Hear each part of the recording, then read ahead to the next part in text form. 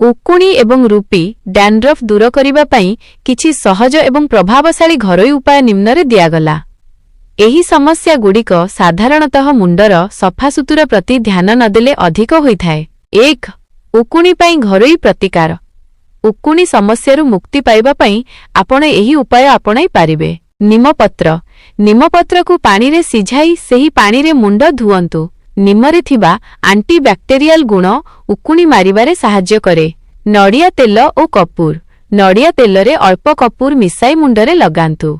एहाकु राति सारा छाड़ी सकाळे शांपू करि दियंतु। उकुणी पानिया।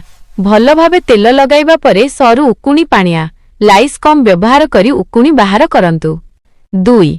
रूपी डैंड्रफ पाई उपचार। रूपी जोगु मुंड कुंडाई हेबा सह केस झड़ी थाए। एथिपाई लेंबू रस को नड़िया तेलरे मिसाई मुंडरे घसंतु। 15 बिना 20 मिनिट परे मुंड धोई दियंतु। दही केस मूलरे दही लगाई 30 मिनिट रखंतु। एहा रूपी कमाइबा सह केस को नरम रखे। आलोभेरा घिकुआरी।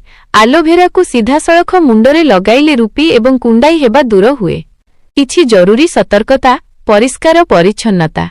अन्यर व्यवहृत पानिया गामुछा किंबा सोइबा तकिया व्यवहार करंतु नहीं। नियमित सफा। सप्ताहरे अति कमरे 2 बिना 3 थर मुंड सफा करंतु। Medicated shampoo. जदि घरोई उपाय काम न दिए तेबे फार्मासीरु आंटीलाइस किंबा आंटी डैंड्रफ शांपू जेपरिक कीटोकोनाजोल थिबा शांपू व्यवहार करंतु। मने रखंतु उकुणी मारिबा पई केबे भी मुंडरे किरासिनी बा विषाक्त कीटनाशक व्यवहार करंतु नाही। एहा चर्म पई अत्यंत विपज्जनक।